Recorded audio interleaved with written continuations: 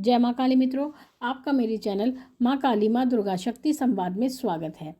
मित्रों, अगर आप मेरे चैनल पर नए हैं तो आप मेरे चैनल को सब्सक्राइब कीजिए, लाइक कीजिए, शेयर कीजिए, साथ ही नोटिफिकेशन बेल को भी प्रेस कीजिए जिससे मेरी आने वाली वीडियोस का नोटिफिकेशन आपको मिल जाए।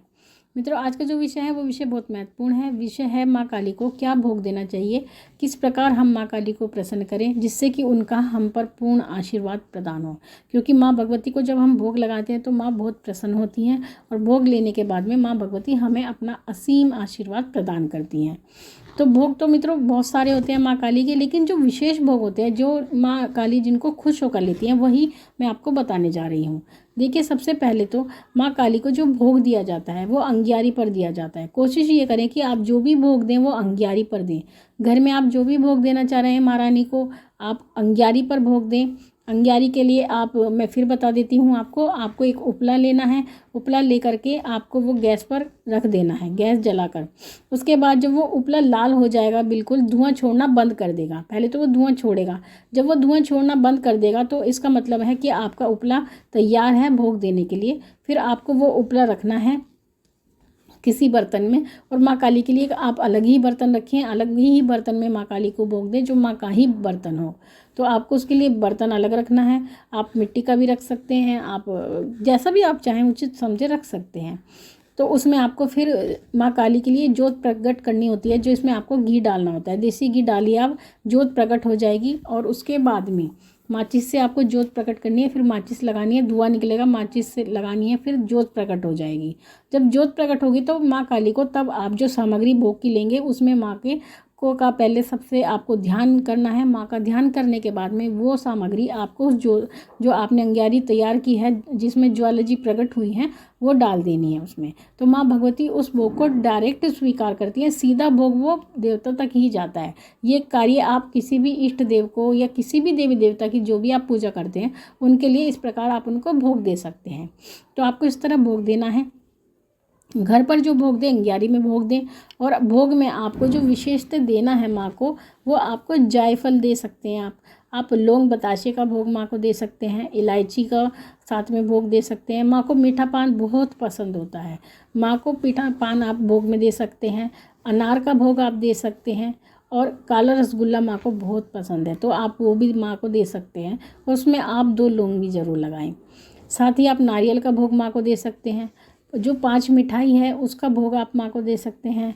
पान का भोग आप दे सकते हैं, पेड़े का भोग दे सकते हैं, और माँ को 7 मिठाई का आप भोग दे सकते हैं, 5 मिठाई का भोग दे सकते हैं। तो इस प्रकार से आप अलग अलग भोग माँ भगवती को दे सकते हैं। लेकिन फिर बात आती है कि क्या भोग हमें रोज देना चाहिए या फिर हमें एक विशेष दिन ही भोग देना चाहिए। देखिए, कुछ व्यक्ति ऐसे होते हैं जो माँ काली की सेवा करते हैं नित्य प्रति उनकी पूजा करते हैं और नित्य प्रति ही भोग लगाते हैं। कुछ ऐसा नियम बना के रखते हैं जिस प्रकार से जैसे ठाकुर जी की सेवा होती है वैसे ही माँ काली की भी सेवा होती है। तो ऐसी परिस्थिति में क्या भोग लगाना चाहिए ये बात भी आती है। तो ऐसी परिस्थिति में आपको वो भोग लगाना है जो आप स्वयं ग्रहण करते हैं। क्योंकि महारानी जो है भाव की भूखी होती है, मेरी माई सब कुछ खा लेती हैं, सब कुछ ग्रहण कर लेती हैं जो भोजन आप बनाते हैं, लेकिन बस भोजन जो है प्रेम भरा होना चाहिए, भाव भरा होना चाहिए। माँ भगवती उसको स्वीकार करती हैं और आप इस प्रकार से उन्हें नित्य प्रति भोग लगा करके ग्रहण कर ले सकते हैं। लेकिन अब बात ये आती है, मेरे पास एक सब्सक्राइबर का प्रश्न आया था कि जो हम 5 मिठाई का भोग लगाते हैं अब हम उसका क्या करें। तो देखिए, पहली बात तो ये कि जो 5 मिठाई का भोग होता है वो आपको घर पे नहीं लगाना चाहिए। वो भोग आपको केवल भवन में लगाना चाहिए, माँ रानी के पास लगाना चाहिए भवन में जा कर के।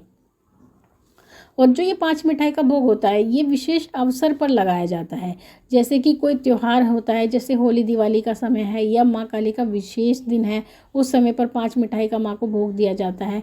या फिर अगर आपकी कोई परेशानी चली आ रही है, आप कुछ चाहते हैं कि आपका कार्य सिद्ध हो जाए, आप परेशानी आपकी कोई ऐसी है जिसका कोई हल नहीं हो रहा, तो आप मिठाई का भोग माँ को लगाएं 5 मिठाई का और अपनी प्रार्थना करें तो माता रानी आपकी ज़रूर सुनती हैं। लेकिन जो आपको ये भोग है वो आपको विशेष रूप से ही लगाना है। और सामान्यतः आप लौंग इलायची का और बताशे का भोग लगा सकते हैं। ये आपका सामान्य भोग है जो आप घर पर लगा सकते हैं। और जो बड़े भोग होते हैं वो भवन में ही लगाने चाहिए माँ के, मैं ऐसा कहती हूँ। हो सकता है लोगों का अपना अलग अलग मत हो, लेकिन जो बड़ा भोग लगाया जाता है जिसमें कि बड़ी ज़्यादा सामग्री होती है वो आपको माँ भगवती के भवन में ही देकर आनी चाहिए, वहाँ ही माँ को भोग लगाना चाहिए। और जब आप भवन में भोग देते हैं तो वो पंडित जी रख लेते हैं जो उनके सेवक होते हैं, तो आपको फिर ये सोचना नहीं पड़ता कि अब हमें भोग का क्या करना है। तो आप भवन में भोग लगाएं, घर पे आप छोटा भोग लगाएं। तो इस प्रकार से आप ये भोग लगा करके माँ भगवती को प्रसन्न कर सकते हैं और माँ की असीम कृपा आप प्राप्त कर सकते हैं। अब अपने सब्सक्राइबर का प्रश्न लेती हूँ। प्रश्न है अब लेती हूँ प्रश्न। अब अपने सब्सक्राइबर का प्रश्न लेती हूँ। प्रश्न है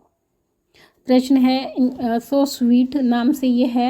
उन्होंने मुझसे पूछा है कि बिना हवा और बिना पंखा चले और जब ज्योत शांत होती है तो उस समय बहुत ज़्यादा दीपक लहराना और रूम में चारों तरफ से बंद है, फिर भी ऐसा क्यों होता है? मेरे साथ बहुत दिनों से हो रहा है, उपाय बताएं। जय श्री कृष्णा। देखिए, आप ये पूछ रही हैं कि जब आपकी ज्योत जब आप जगाते हैं और उस समय पर आपकी ज्योत क्यों हिलती है, यानी बिना पंखे के भी आपकी ज्योत क्यों हिलती है। ऐसा बहुत होता है कि जो लोग ज्योत जगाते हैं उनके घर में ज्योत जो है बार बार हिलने लगती है, जबकि वहाँ पर कोई भी पंखा नहीं चल रहा होता, कहीं से किसी भी प्रकार का कोई ऐसा स्रोत्र नहीं होता है जिससे हवा रूम के अंदर आ जाए, यानी कमरे के अंदर आ जाए। तो अगर ऐसा आपके साथ होता है तो इसका अर्थ ये है कि आपके घर में कोई ना कोई परेशानी चलती है। इसी कारण से ज्योत बार बार हिलती है, क्योंकि ज्योत हमें बहुत सारे संकेत देती है, हमारे घर की परिस्थिति का भी संकेत देती है, हमारे इष्ट देव का भी संकेत देती है।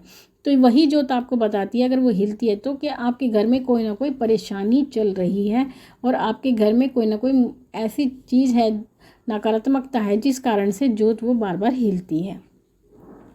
अगला प्रश्न है उषा रानी जी का। इन्होंने कहा है, जय माता दी, मैं पूजा के लिए फूल लाती हूँ, माँ आगे फूल रखते ही मेरे पैरों में एक दो फूल मेरे पैरों में गिर जाते हैं, इसका क्या कारण है बताएं।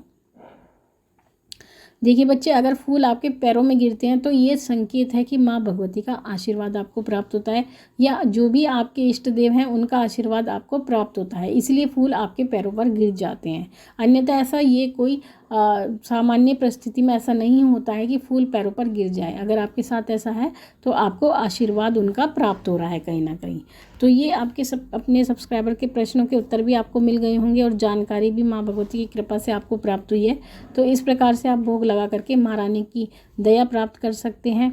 साथ ही अगर आपके मन में प्रश्न है, कोई जिज्ञासा है, तो आप वो मुझे बता सकते हैं, मैं उस पर वीडियो बना दूंगी, या हो सके तो प्रश्नों के उत्तर भी मैं दूंगी। और आपके ये शिकायत रहती है कि मैं उत्तर आपका नहीं देती हूँ, तो मैं कोशिश यही करती हूँ कि आपके प्रश्नों के उत्तर मैं देती रहूँ। बाकी आपकी जो भी जिज्ञासा है आप मुझे कमेंट में लिख सकते हैं। माँ भगवती से यही प्रार्थना करती हूँ कि वो आपके भंडारे भरती रहे, आपकी सभी मनोकामनाओं को पूर्ण करती रहे और आपके जीवन में खुशियाँ ही खुशियाँ हो, आपके घर में किसी भी प्रकार की परेशानी ना रहे। आपसे फिर मिलूँगी अपनी अगली वीडियो में, तब तक के लिए जय महाकाली, जय महाकाल।